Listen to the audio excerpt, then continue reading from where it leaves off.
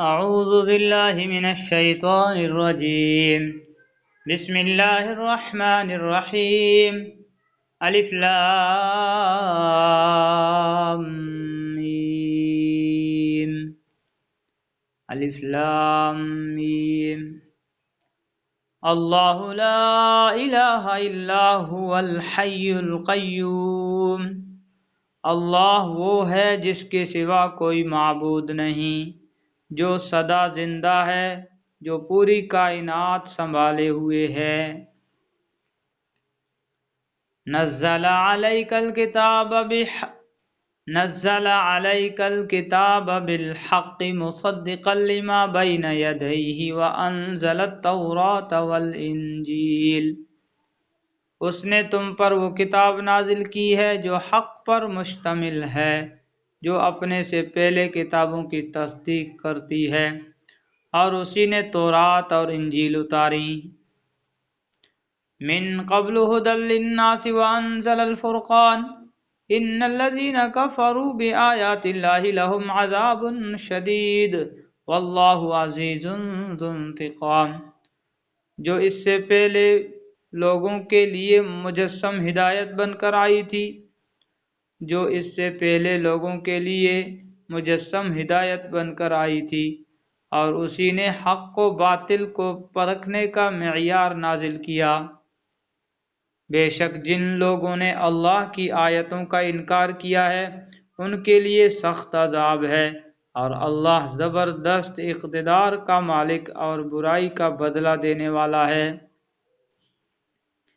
یہاں قرآن کریم نے لفظ فرقان استعمال کیا ہے، جس کے معنی ہیں وہ چیز جو صحیح اور غلط کے درمیان فرق واضح کرنے والی ہو۔ قرآن کریم کا ایک نام فرقان بھی ہے، اس لیے کہ وہ حق اور باطل کے درمیان امتیاز کرنے والی کتاب ہے۔ چنانچہ بعض مفسرین نے یہاں فرقان سے قرآن ہی مراد لیا ہے، اور دوسرے مفسرین کا کہنا ہے کہ اس سے مراد معجزات ہیں جو انبیاء کرام علیہ السلام کے ہاتھ پر ظاہر کیے گئے اور جنہوں نے ان کی نبوت کا ثبوت فراہم کیا۔ نیز اس لفظ سے وہ تمام دلائل بھی مراد ہو سکتے ہیں جو اللہ تعالیٰ کی وحدانیت پر دلالت کرتے ہیں۔ ان اللہ لا یخفی علیہ شیء فی الارض ولا فی السماء۔ یقین رکھو کہ اللہ سے کوئی چیز چھپ نہیں سکتی، نہ زمین میں نہ آسمان میں۔ والذی یصورکم فی الارحام کیف یشاء لا الہ الا هو العزیز الحکیم۔ وہی ہے جو ماؤں کے پیٹ میں جس طرح چاہتا ہے تمہاری صورتیں بناتا ہے، اس کے سوا کوئی معبود نہیں، وہ زبردست اقتدار کا بھی مالک ہے، اعلیٰ درجے کی حکمت کا بھی۔ اگر انسان اپنی پیدائش کے مختلف مراحل پر غور کرے کہ وہ ماں کے پیٹ میں کس طرح پرورش پاتا ہے اور کس طرح اس کی صورت دوسرے اربوں انسانوں سے بالکل الگ بنتی ہے کہ کبھی دو آدمی 100% ایک جیسے نہیں ہوتے، تو اس سے یہ تسلیم کرنے میں دیر نہ لگے کہ یہ سب کچھ خدائے واحد کی قدرت اور حکمت کے تحت ہو رہا ہے۔ تو اس آیت میں اس حقیقت کو بیان کر کے اللہ تعالیٰ کے وجود، اس کی وحدانیت اور حکمت کی طرف اشارہ کرنا مقصود ہے۔ اس کے ساتھ اس سے ایک اور پہلو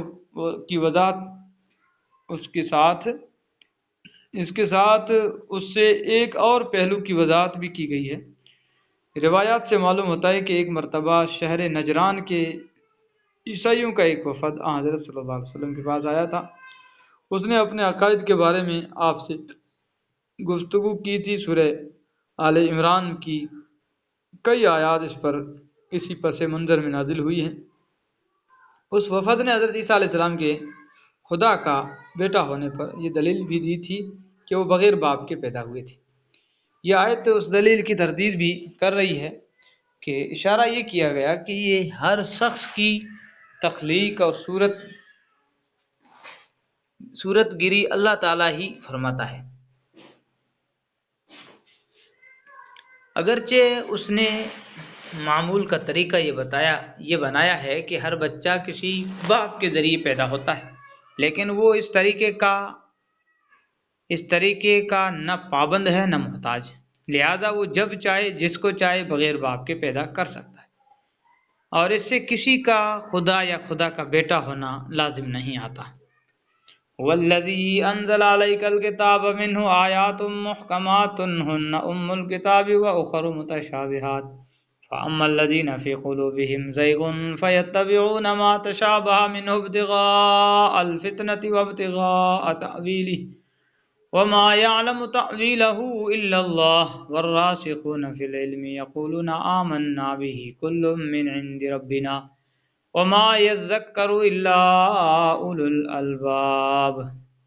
اے رسول، وہی اللہ ہے جس نے تم پر کتاب نازل کی ہے، اے رسول وہی اللہ ہے جس نے تم پر کتاب نازل کی ہے، جس کی کچھ آیتیں تو محکم ہیں جن پر کتاب کی اصل بنیاد ہے، اور کچھ دوسری آیتیں متشابہ ہیں۔ اب جن لوگوں کے دلوں میں ٹیڑھ ہے وہ ان متشابہ آیتوں کے پیچھے پڑے رہتے ہیں تاکہ فتنہ پیدا کریں اور ان آیتوں کی تعویلات تلاش کریں، حالانکہ ان آیتوں کا ٹھیک مطلب اللہ کے سوا کوئی نہیں جانتا۔ اور جن لوگوں کا علم پختہ ہے وہ یہ کہتے ہیں کہ ہم اس مطلب پر ایمان لاتے ہیں جو اللہ کو معلوم ہے، ہم اس مطلب پر ایمان لاتے ہیں جو اللہ کو معلوم ہے، سب کچھ ہمارے پروردگار ہی کی طرف سے ہے، اور نصیحت وہی لوگ حاصل کرتے ہیں جو عقل والے ہیں۔ اس آیت کو سمجھنے کے لیے پہلے اس حقیقت کا احساس ضروری ہے کہ اس کائنات کی بے شمار چیزیں ایسی ہیں جو انسان کی سمجھ سے بالاتر ہے۔ اسی طرح اللہ تعالیٰ کا وجود، اس کی وحدانیت تو ایک ایسی حقیقت ہے جو ہر انسان اپنی عقل سے معلوم کر سکتا ہے، لیکن اس کی ذات اور صفات کی تفصیلات انسان کی محدود عقل سے ماورا ہیں۔ قرآن کریم نے جہاں اللہ تعالیٰ کی ان صفات کا ذکر فرمایا ہے ان سے اللہ تعالیٰ کی قدرت کاملہ اور حکمت بالغہ ظاہر کی گئی ہے، لیکن کوئی شخص ان صفات کی حقیقت اور کنہ کی فلسفیانہ کھوج میں پڑ جائے تو حیرانی یا گمراہی کے سوا اسے کچھ ہاتھ نہیں آئے گا، کیونکہ وہ اپنی محدود عقل سے اللہ تعالیٰ کی ان لامحدود صفات کا احاطہ کرنے کی کوشش کر رہا ہے جو اس کے ادراک سے باہر ہیں۔ مثلا قرآن کریم نے کئی مقامات پر فرمایا کہ اللہ تعالیٰ کا ایک عرش ہے اور یہ کہ وہ اس عرش پر مستوی ہوا۔ اب یہ بات کہ وہ عرش کیسا ہے، اس پر اللہ تعالیٰ کے مستوی ہونے کا کیا مطلب ہے، یہ وہ سوالات ہیں جن کا جواب انسان کی عقل اور سمجھ سے بالاتر ہیں، اور انسان کی زندگی کا کوئی عملی مسئلہ اس پر موقوف بھی نہیں۔ ایسی آیات جن میں اس قسم کے حقائق بیان کی گئے ہیں متشابہات کہلاتی ہے۔ اسی طرح مختلف صورتوں کے شروع میں جو حروف الگ الگ نازل کیے گئے ہیں، مثلا اسی صورت کے شروع میں الف لام میم، اور جنہیں حروف مقطعات کہا جاتا ہے، وہ بھی متشابہات میں داخل ہے۔ ان کے بارے میں قرآن کریم نے اس آیت میں یہ ہدایت دی ہے کہ ان کی کھود کرید میں پڑھنے کے بجائے ان پر اجمالی طور سے ایمان رکھ کر ان کا صحیح مطلب اللہ تعالیٰ کے حوالے کرنا چاہیے۔ اس کے برعکس قرآن کریم کی دوسری آیتیں ایسی ہیں جن کا مطلب واضح ہے، اور در حقیقت وہی آیات ہیں جو انسان کے لیے عملی ہدایت فراہم کرتی ہیں، اور انہی آیات کو محکم آیتیں کہا گیا ہے۔ ایک مومن کو انہی پر خصوصی توجہ دینی چاہیے۔ متشابہات کے بارے میں صحیح طرز عمل بتلانا یوں بھی ضروری تھا، لیکن اس صورت میں اس وضاحت کی خاص وجہ یہ بھی تھی کہ نجران کے عیسائیوں کا جو وفد حضرت صلی اللہ علیہ وسلم کی خدمت میں آیا تھا اور جس کا ذکر اوپر کے حاشیہ میں گزرا ہے، تو اس نے حضرت عیسیٰ علیہ السلام کے خدا یا خدا کا بیٹا ہونے پر ایک دلیل یہ بھی پیش کی تھی کہ خود قرآن نے انہیں کلمت اللہ اور اللہ کا کلمہ اور روح من اللہ فرمایا ہے، جس سے واضح ہوتا ہے کہ وہ اللہ کی صفت کلام اور اللہ کی روح تھے۔ اس آیت نے اس کا یہ جواب دیا ہے کہ قرآن کریم ہی نے جگہ جگہ صاف لفظوں میں بتایا ہے کہ اللہ تعالیٰ کی کوئی اولاد نہیں ہو سکتی، اور حضرت عیسیٰ علیہ السلام کو خدا کا بیٹا یا خدا قرار دینا شرک اور کفر ہے، اور ان واضح آیتوں کو چھوڑ کر کلمت اللہ کے لفظ کو پکڑ بیٹھنا اور اس کی بنیاد پر ایسی تعویلیں کرنا جو قرآن کریم کی محکم آیات کے بالکل برخلاف ہیں، دل کے ٹیڑھ کی علامت ہے۔ حقیقت میں حضرت عیسیٰ علیہ السلام کو کلمت اللہ کہنے کا مطلب یہ ہے کہ وہ باپ کے واسطے بغیر اللہ تعالیٰ کے کلمہ کن سے پیدا ہوئے تھے، وہ باپ کے واسطے کے بغیر اللہ تعالیٰ کے کلمہ کن سے پیدا ہوئے تھے، جیسا کہ قرآن کریم نے اسی صورت کی آیت 59 میں بیان فرمایا، اور انہیں روح من اللہ اس لیے کہا گیا کہ ان کی روح براہ راست اللہ تعالیٰ نے پیدا فرمائی تھی۔ اب یہ بات انسان کی سمجھ سے بالاتر ہے کہ کن سے پیدا کرنے کی کیفیت کیا تھی اور براہ راست ان کی روح کس طرح پیدا کی گئی، اور یہ امور متشابہات میں سے ہے، اس لیے ان کی کھود کرید بھی منع ہے، کیونکہ یہ باتیں انسان کی سمجھ میں آ ہی نہیں سکتی، اور ان کی منمانی تعویل کر کے ان سے خدا کے بیٹے کا تصور برآمد کرنا بھی کج فہمی ہے۔ ربنا لا تزغ قلوبنا بعد إذ هديتنا وهب لنا من لدنك رحمة إنك أنت الوهاب۔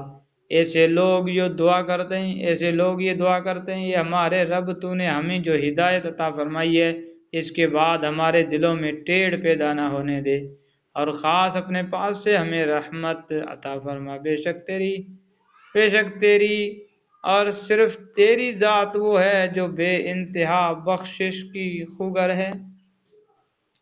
ربنا انک جامع الناس لیوم لا ریب فیہ ان اللہ لا یخلف المیعاد۔ ہمارے پروردگار تو تمام انسانوں کو ایک ایسے دن جمع کرنے والا ہے جس کے آنے میں کوئی شک نہیں، بے شک اللہ اپنے وعدے کی خلاف ورزی نہیں کرتا۔ صدق اللہ العظیم۔